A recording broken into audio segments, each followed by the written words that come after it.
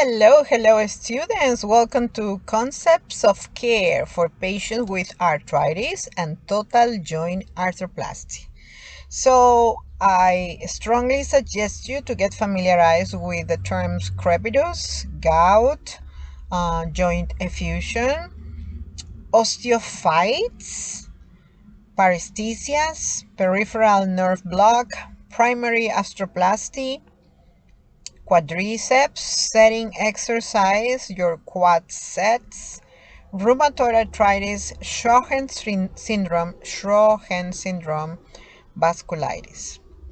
And the priority concepts for these chapters are mobility, immunity, and interrelated concepts for these chapters are pain and inflammation. So we know arthritis means inflammation of one or more joints. Okay, so that's the theory, that's the main concept: inflammation in one or more joints. The two most common types are osteoarthritis and rheumatoid arthritis. Osteo meaning from the bone, and rheumatoid arthritis is an autoimmune condition. The major exemplar for the concept of mobility is osteoarthritis. So osteoarthritis is going to be related to mobility. A non-inflammatory localized disorder. The major exemplar for immunity is rheumatoid arthritis, a systemic autoimmune inflammatory disorder. Osteoarthritis is the most common arthritis and a major cause of impaired immobility, persistent pain, and disability among adults in the United States and the world. So for this topic, we're going to spend uh, b- a good amount of time. Remember, I always tell you that whatever causes more expenses in healthcare, that's where the exam is going, NCLEX is going to be focused, and you can reflect that concept here in the book. We're going to spend a good time talking about osteoarthritis, the surgeries, and prevention. Okay, now osteoarthritis could be prevented, right? Because we know it's an inflammation of the joint. So we spoke in previous chapters that if you lose weight, if you eat properly, if you get your vitamin D, calcium, vitamin C, if you quit smoking, alcohol, right? Reduce caffeine, that in the long term is going to make you secrete and excrete calcium in the urine. So those, and you do your exercise, you're walking, you can prevent osteoarthritis. Good posture, good body mechanics. Okay, so osteoarthritis is the progressive deterioration and loss of articular joint, cartilage, bone, and other connective tissues in one or more joints. As people age or experience joint injury, proteoglycans and water can decrease the joint. The production of synovial fluid, which provides joint lubrication and nutrition, also declines because of the decreased synthesis of hyaluronic acid and less body fluid in older adults compared with younger adults. In early disease, the cartilage changes from its normal bluish white, translucent color to an opaque and yellowish brown appearance. This is in early stage. As cartilage and the bone beneath the cartilage begin to erode, the joint space narrows and osteophytes, which are bone spurs caused by irregular bony overgrowth, form. And as the disease progresses, fissures, calcifications, and ulcerations develop and the cartilage thin. Inflammatory cytokines, enzymes such as interleukin, may enhance this deterioration. And just a refresh, we know already what cytokines are. They are cells that are sending signals, right? And interleukin, they are cells sending signals as well, but they are commanded by, or they are created by WBCs, your white blood cells. So kind of interleukin belongs to the soldier the army from the immune system. Okay, secondary joint inflammation can occur when joint involvement is severe, and joint inflammation, also called synovitis, is evident when the joint is red, warm, painful, and swollen. So this is another thing we need to assess when somebody reports a pain in the joint. We need to look for the joint to be red, warm, painful, and swollen in order to rule out synovitis. Okay, eventually the cartilage disintegrates and pieces of bone and cartilage float in the diseased joint, causing crepitus, a grunting sound caused by the loosened bone and cartilage in a synovial joint, and this can lead to decreased mobility and muscle atrophy. Okay, and this is good to know because maybe an infection can be developing. I'm talking about when you see the joint that is getting red, warm, painful, and swollen. That's good to know. Those are signs of infection. You need to observe, nurses. Okay, etiology. Primary osteoarthritis, aging, and genetic factors are major contributors. Weight-bearing joints, hip and knees, the vertebral column, and the hands are most commonly affected. Secondary osteoarthritis occurs less often than primary disease and can result from joint injury and obesity at younger age. Let's remember, this is a concept that I am presenting to you since other lectures. Obesity is a chronic, permanent state of inflammation in the body. So if you're having extra pounds, your body is under inflammation chronically. Okay, chronically, and that inflammation can cause different diseases or can progress these different conditions. Okay, so it's very important to take the body out from the inflammatory state. Okay, so let's read this again. Can result from joint injury and obesity at younger ages. Injury to the joints from exercise use, trauma, and other joint disease, rheumatoid arthritis, for example, predisposes a person to osteoarthritis. Heavy manual occupations cause high intensity or repetitive stress to the joints. The risk for hip and knee osteoarthritis is increased in professional and amateur athletes, especially football players, runners, and gymnasts. Fractures or other joint tissue injuries can lead to osteoarthritis years after the trauma. So we need to keep an extra eye on patients that are reporting hip pain or knee pain, and we need to immediately assess the whole environment. So you need to assess their nutrition, especially first of all I will start with the weight, and then after that I will see if this the ethnicity, right? Is it African American, if it's Asian, for example. Also we want to assess the weight, the ethnicity. We want to check for the nutritious status, what type of comorbidities the patient is having, right? What supplements the patient is getting, and all these, the job, what job the patient is having is very important. So when you have the complete figure, the complete report, then you can proceed with teaching and reporting to the doctor. Okay, certain metabolic diseases like diabetes mellitus, Paget disease of the bone, and blood disorders, hemophilia, sickle cell, can also cause arthritis, right? So osteoarthritis occurs in people who are obese much more commonly than those who are not obese. Weight-bearing joints such as hips and knees are most often affected in obese individual, and this is good to know. NCLEX alert, NCLEX alert, in terms of identifying patients with metabolic diseases, okay, like diabetes mellitus and blood disorders, sickle cell. And what happened is that the nutrients that the bone is supposed to receive through the harvation system is not going to be high in nutrients, right? The blood is not going to provide enough nutrients and the right nutrients. So patients with diabetes is going to provide glucose to the bone instead of good calcium, good RBCs, WBCs, immunoglobulins, a good soldier from the immune system, right?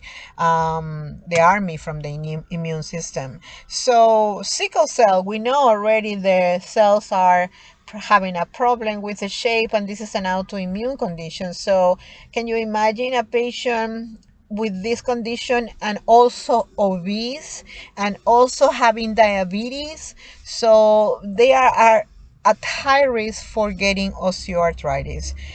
Incidence and prevalence: most people older than 60 years have joint changes that can be seen on x-ray examination. We know that. 33 million people are going to be in the United States have asymptomatic osteoarthritis. 33 million. I think our population in the country is almost 400 million. I'm not sure, but 33 counts like 10% of our population. And the disease is the fifth most common cause of disability worldwide. Okay. Um, okay, so we have a nice diagram here, telling us in osteoarthritis on the right, the joint bones thickens. Yes, a good representation. Cartilage thins and some fragments of bone may develop. Okay, let's move. Patient-centered care, gender health, osteoarthritis in women.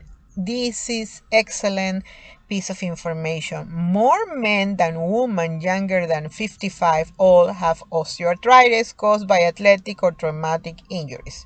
Okay, more men. After age 55, women have the disease more often than men.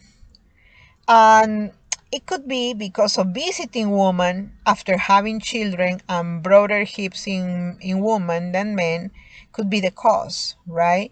So observe in your family, okay? Take a look to your mom, your grandmother, maybe a sister that is older than 55 years old.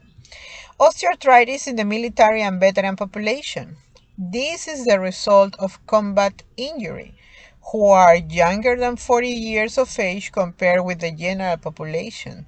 These veterans had suffered a lot of injuries in combat, right? Osteoarthritis among the military and veteran population is associated with comorbidities related to cardiovascular health, including obesity, diabetes mellitus, and hypertension. Osteoarthritis among the military and veteran population is associated with comorbidities related to cardiovascular health, okay, including obesity. So after they had these traumatic events, probably they got disabled. So right now they are having a sedentary life and they are having post-traumatic stress disorder, and they start eating without control. They get anxiety. So now this anxiety is transforming into cardiovascular health. They start getting obesity, diabetes mellitus due to stress, and hypertension due to sedentary life and bad nutrition, right? Veterans who have mental health issues such as post-traumatic stress disorder, depression, anxiety are also higher risk for osteoarthritis. I think it's a combination of all these factors. All these factors, right? And veterans with mental health disorders may not exercise regularly or may gain weight due to the lack of energy and motivation. Yeah, it's a combination of everything. Everything starts in the mind, right? The memories, the post-traumatic stress disorder, the lack of control and balance of their own issues, and the ghosts that are in their minds remembering all these events. This is very sad. Meeting healthy people, 2030 objectives related to osteoarthritis. Um, and promote quality of life. They are looking to reduce the proportion of adults with arthritis, causing moderate or severe joint pain. They are looking to reduce the proportion of adults whose arthritis limits their work. Yes, because they want to reduce the population with disability. Of course. Reduce the proportion of adults whose arthritis limits their activities. That's another way to see these expenses in healthcare, not only to prevent the population to have arthritis, osteoarthritis, but also to have a population of people, American people that are willing, able to work, right?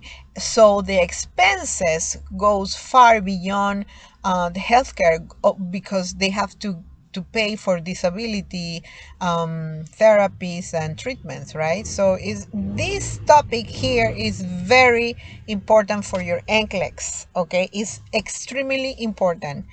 Increase the proportion of adults with arthritis who get counseling for physical activity. Okay, health promotion, disease prevention, the Healthy People 2030. 2030, this was written in 2022, based on the objectives and the risk factors for osteoarthritis. Teach adults to maintain proper nutrition to prevent obesity and participate in the evidence-based weight reduction program if needed. um, Take care to avoid injuries, especially those that can occur from professional and amateur sports. Avoiding participating in risky behaviors that could cause trauma and subsequent arthritis. Take adequate work breaks to rest joints. Stay active and maintain a healthy lifestyle, including regular physical activity and exercise if possible. And this is good to know. Anything that is related to the Healthy People 2030 is gonna come in NCLEX. Okay, I've seen it before with the Healthy People 2020 in my time, yeah, during my nursing student program. Right now, this is your Healthy People 2030. Please, anything that you see related to this in different courses, right? In different courses, make a special area in your notebook and write these facts because you're going to be tested on this. Also, recognize Q assessment history. So collect information specifically related to osteoarthritis, such as the nature and location of joint pain and how much pain and suffering the patient is experiencing. Remember that older patients may underreport pain, and this is very important. You need to consider your elderly population because though these patients are the ones having all these diseases that are causing a lot of expenses in healthcare. So they are not only trying to prevent these conditions, but also they are trying to create a workforce of nurses, CNAs, home health aide, blah, blah, blah, that are going to provide enough support to this population. So these patients are not going to report the pain, resulting in adequate management. Use a 0 to 10 scale or other assessment tool as appropriate to assess pain intensity. If joint other question that you should ask: if joint stiffness has occurred, where and for long, when and where, how much discomfort. Basically, you are going to develop and obtain this information if you use your all cards mnemonic. All cards mnemonic, we're going to practice that in class, how to use the all cards mnemonic. Because this disease occurs more often in older women, age and gender are important factors to the nursing history and occupation. Occupation is important, the history of injury, including falls, weight history, history of obesity, family history of arthritis, current or previous medical condition that can cause joint symptoms. Believe it or not, in my practice, I've seen many especially Mexican. Many Mexican, they eat a lot of carbohydrates. They eat a lot of meat that is not organic.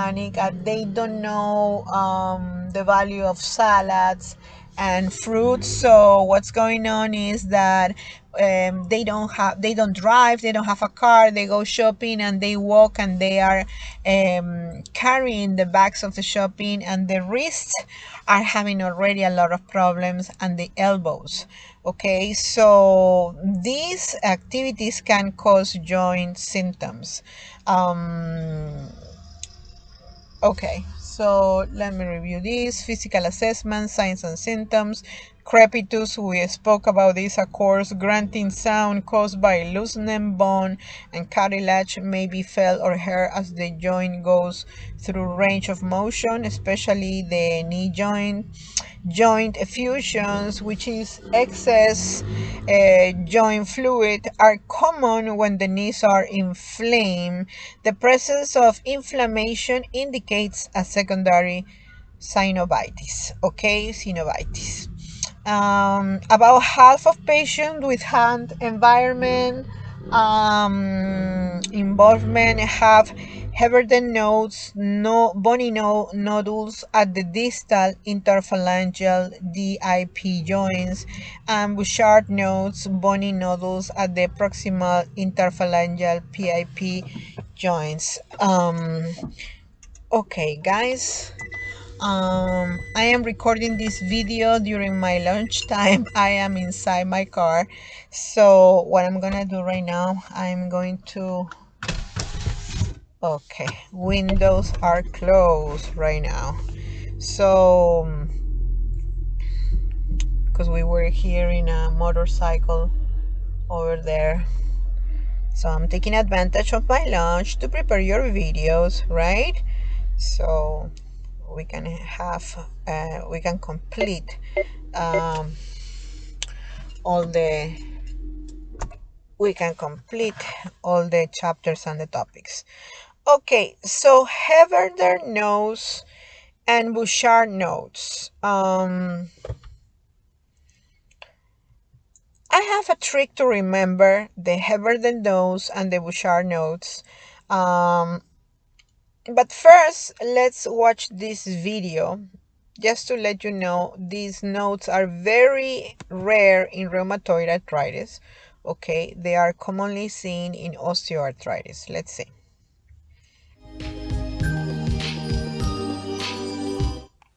So some of the common signs of osteoarthritis can be seen in the hands of patients.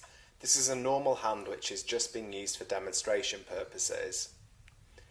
Heberden's nodes can be seen in the distal interphalangeal joints of patients and are bony nodules that stick out. Bouchard's nodes are bony nodules that can be found in the proximal interphalangeal joints and again are bony nodules.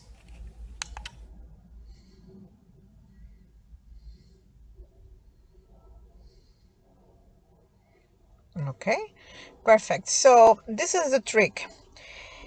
Heberder nose starts with an H, right? Which is this, if this is, H is high.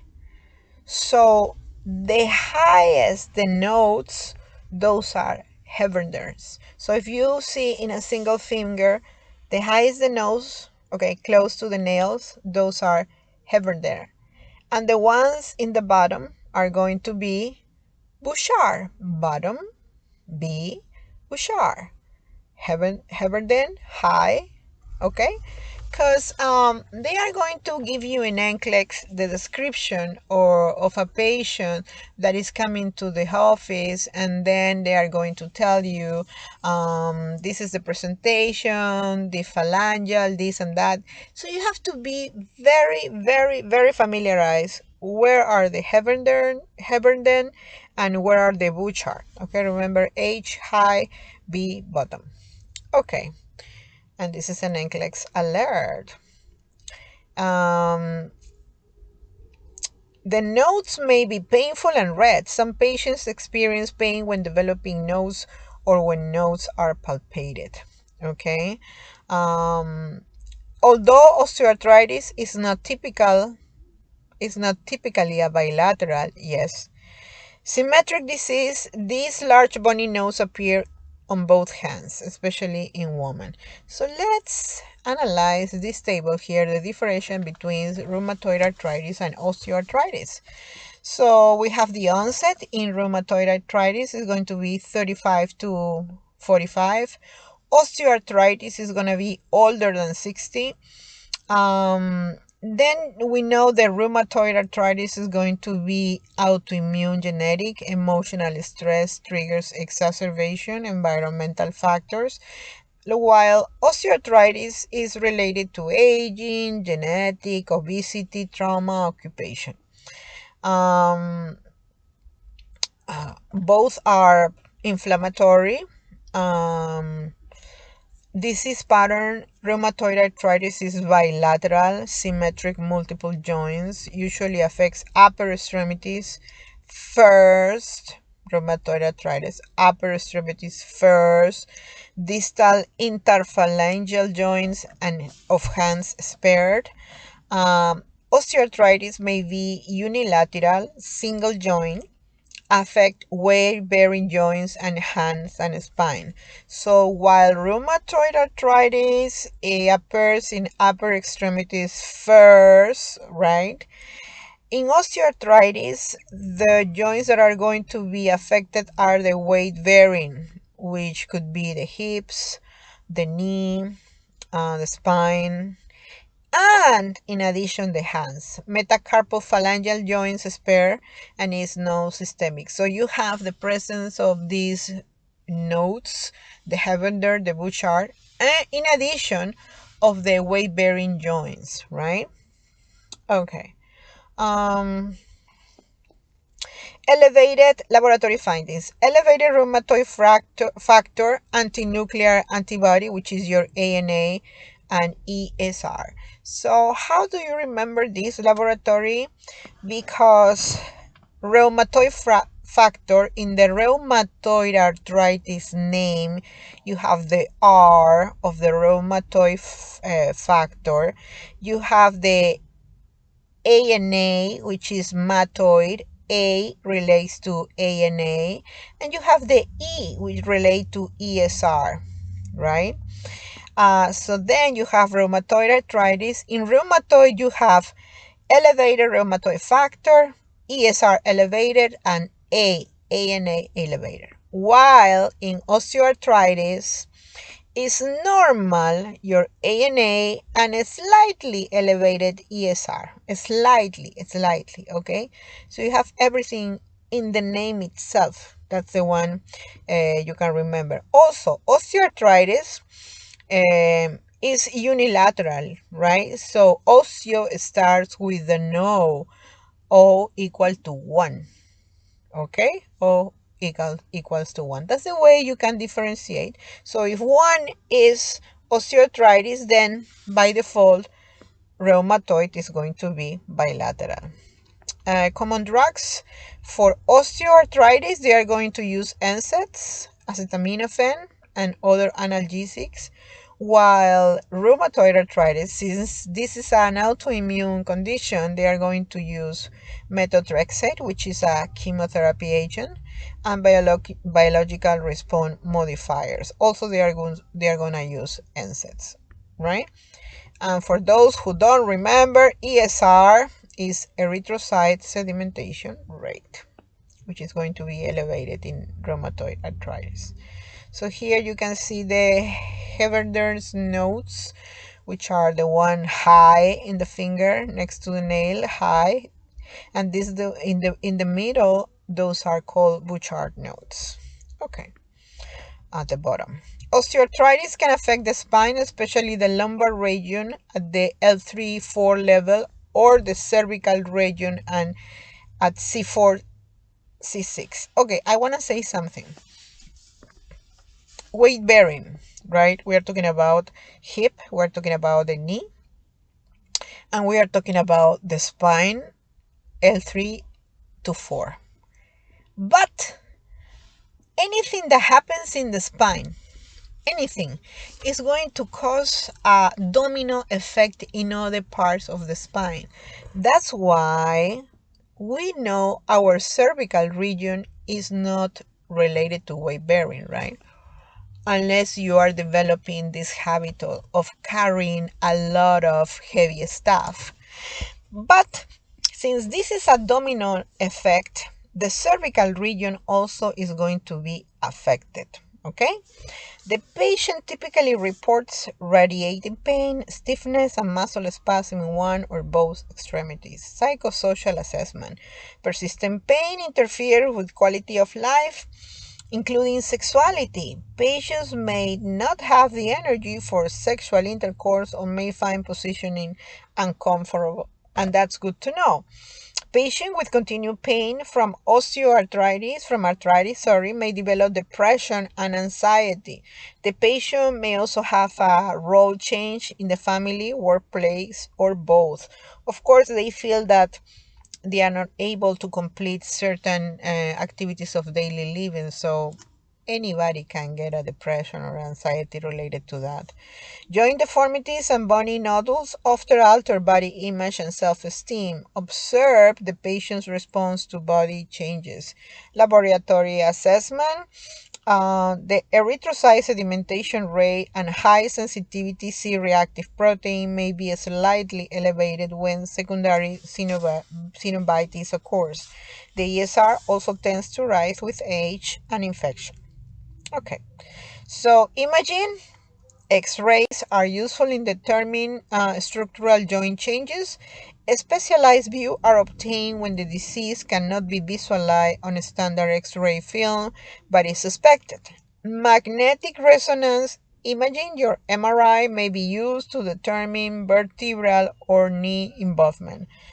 So, um, the problems that this patient is going to face, and we need to work on this, are persistent pain due to joint swelling, cartilage deterioration, and or secondary joint inflammation, and also potential for decreased mobility due to joint pain and muscle atrophy. um, Generate solutions and take actions, planning and implementation. So this is another important piece of information you want to pay attention when they state in the book or in any conference the name of organization or research society, means that these are the organisms that are giving the algorithm of treatment. Okay, so you need to be familiarized with that. Okay. In 2019, the Osteoarthritis Research Society International Committee updated its evidence-based expert consensus guidelines for patients with knee, hip, and polyarticular OA.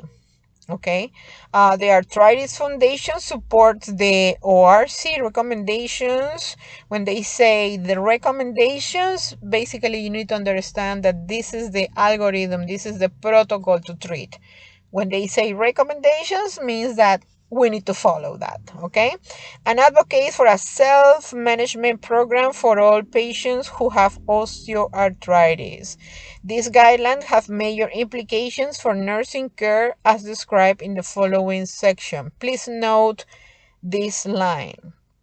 The Arthritis Foundation supports the ORC recommendations and advocates for a self-management program, meaning that nurses and all the healthcare team is going to provide education, but at the end, they are expecting the patient to self-manage.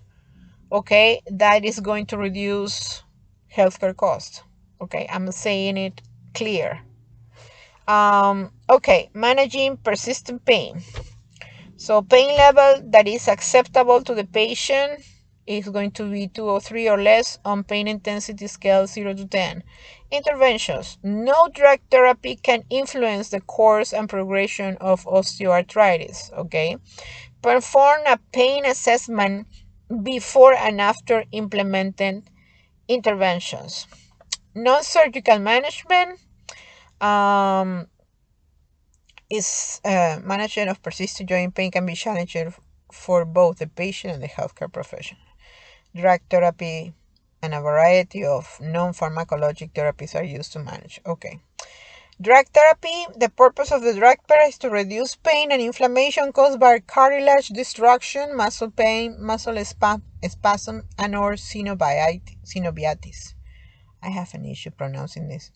The American Pain Society, Arthritis Foundation, American Geriatric Society, and ORC committee recommend regular acetaminophen or NSAIDs as the primary drugs of choice.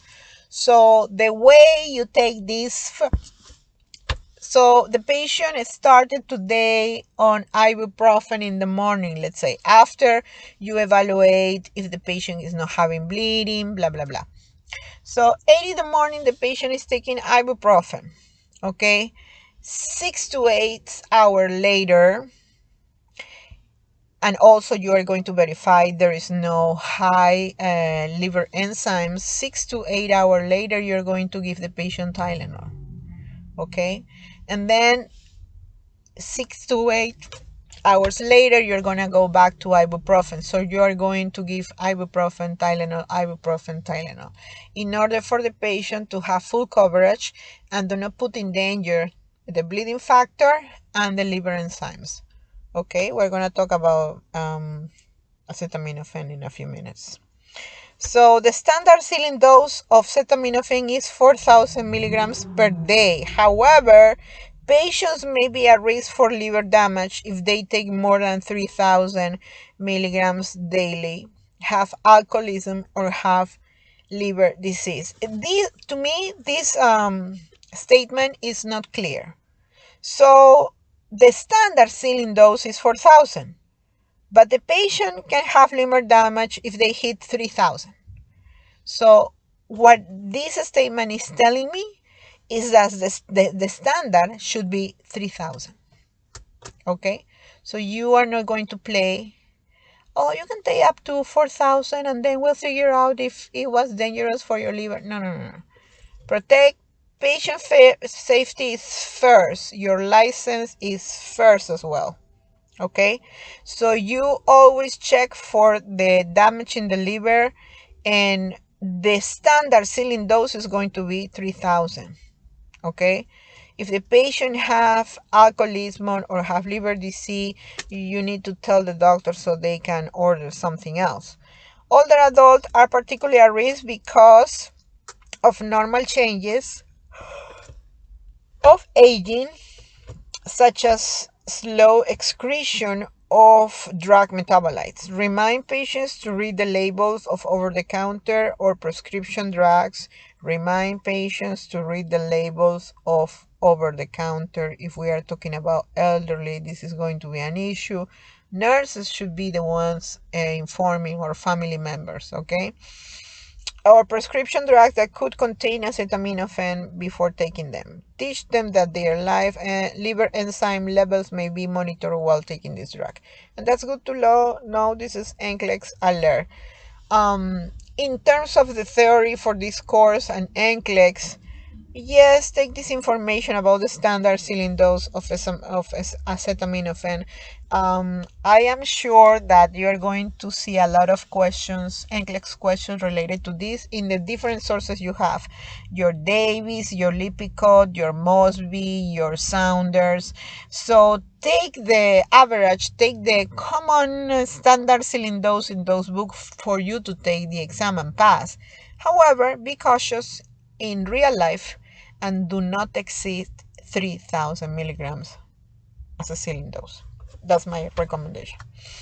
Diclofenac 1% topical gel, a topical NSAID, is recommended for relief or mild to moderate pain for knee osteoarthritis. Remind patients to avoid heat application to any area where the gel is applied and not to take any other NSAID while using the drug. Instruct them to expect it will take at least 2 weeks before diclofenac gel is effective for joint pain reduction or relief. So we know, right? Remind patients to avoid heat application to any area where the gel is applied. And the other thing is that the gel is going to work at least to take at least 2 weeks before it's effective, okay?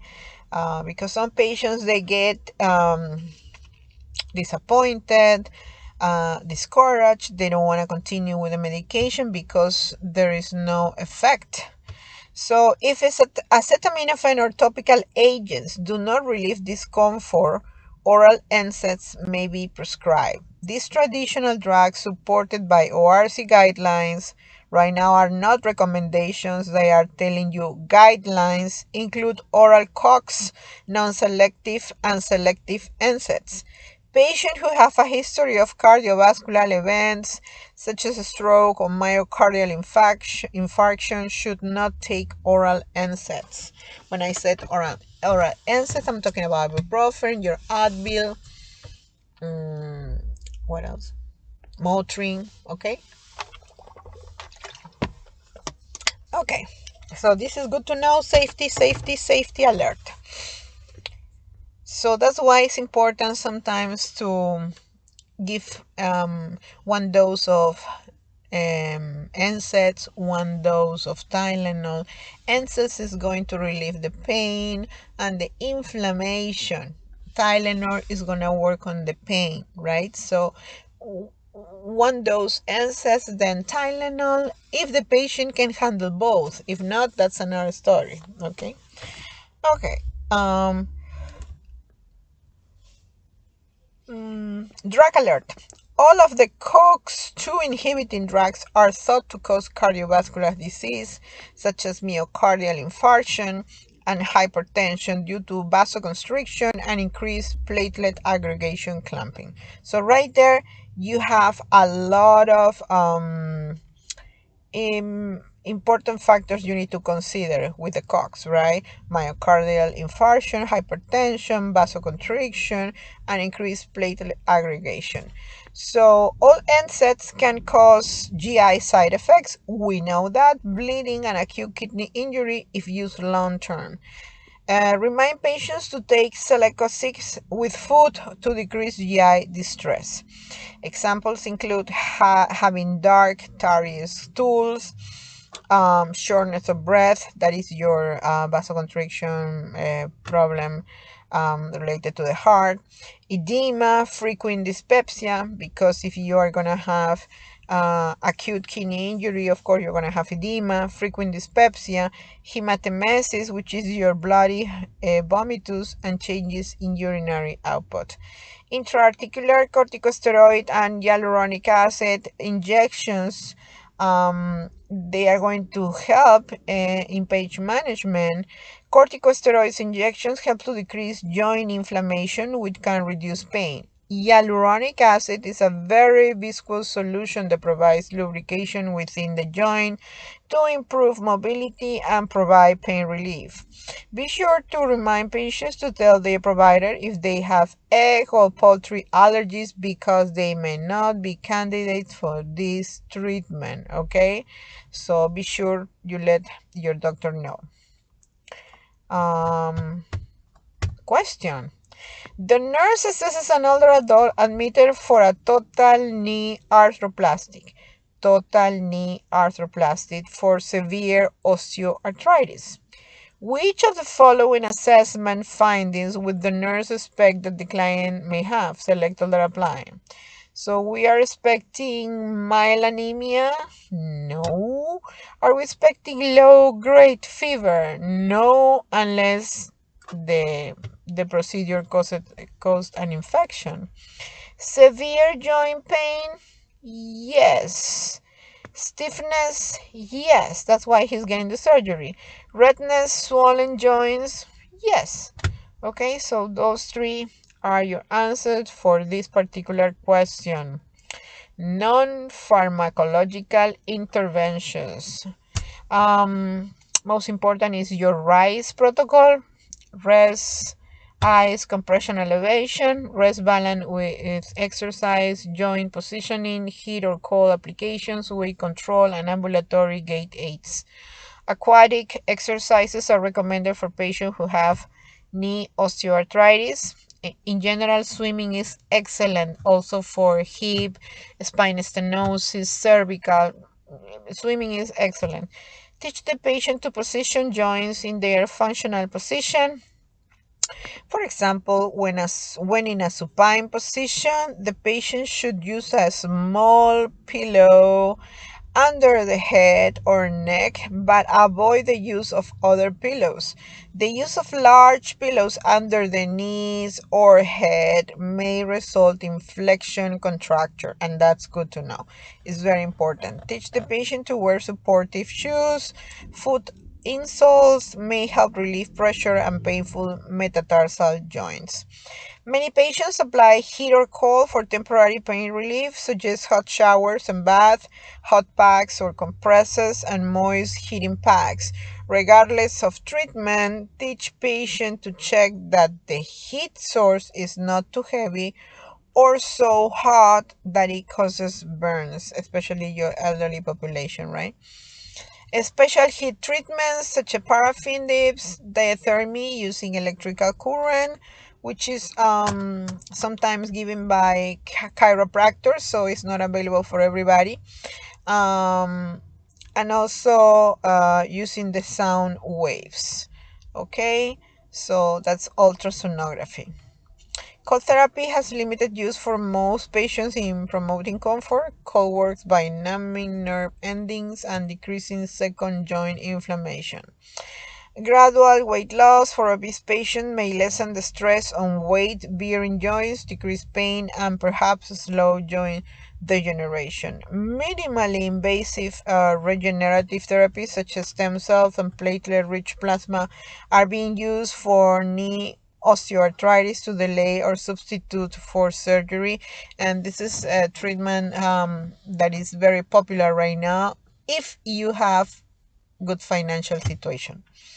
PRP has shown very effective results in treating knee osteoarthritis because it is rich in growing factors which stimulate regeneration of knee cartilage, reduces pain, and improve joint functions. In general, any treatment with the stem cells right now is very popular for everything, even to regenerate the retina and problems in people that are having blindness. You know, they are using a stem cell for everything. Okay. Complementary and integrative health. Topical capsaicin products are safe over-the-counter drugs. They work by blocking or modifying substance P and other neurotransmitters for pain.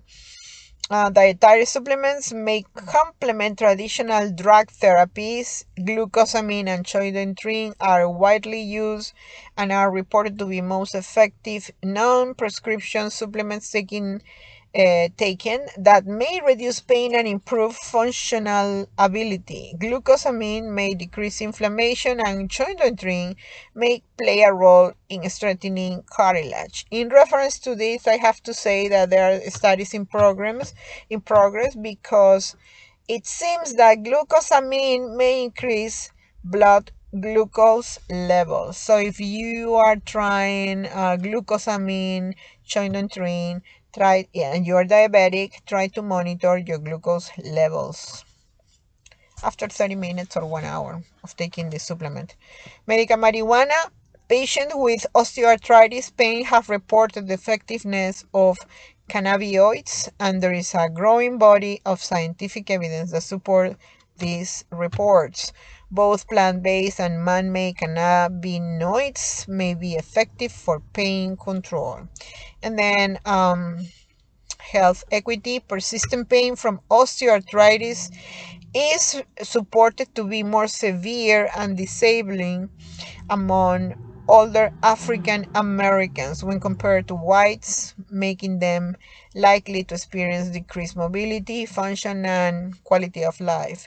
Of older African Americans are less likely to receive prescription pain medication or surgery and are more likely to use integrative therapies to manage pain. And this is because sometimes they don't have access to healthcare, they are in social isolation and financial constraints, and that's good to know. But also, there are a lot of patients here in the United States that they are traveling to get help with osteoarthritis. Some of the therapies that I heard of and actually I saw one, is in Iceland. They have this place called Blue Lagoon, which is a huge area of water that is combined with the products from the different volcanoes that are around this lake. Okay, so this lake is full in sulfur, minerals. So people get there and they bath in these waters, and the waters are very warm. You can see some smoke coming from the waters because they are very hot from the volcano, right? So people are going to Iceland, to Blue Lagoon, to get treated for psoriasis, which is a skin issue, rheumatoid arthritis, and osteoarthritis. And there are many studies, a lot of research going on in that area. That's one. The other one is in Morocco. People in Morocco are offering treatment for rheumatoid arthritis. Patients are traveling there to get buried in the sand, okay, in front of the beach. So the minerals and all the components of that particular place is helping, and the heat, right, is helping patients to recover from rheumatoid and osteoarthritis, right? Other patients are taking combination of turmeric, curcumin, with all their meals. This is the cheapest integrative that I know. So they take turmeric, curcumin with there is one drink called the gold milk, which is milk with, I don't remember how many spoons of turmeric or curcumin. So the exacerbation of rheumatoid arthritis and arthritis is much less when they keep taking these supplements. So basically, this is the first part of this chapter. When we come back, we're going to talk about the surgical management. We're going to talk about hip replacement, knee replacement, and more interesting things before we talk about rheumatoid arthritis. Thank you so much. Stay tuned.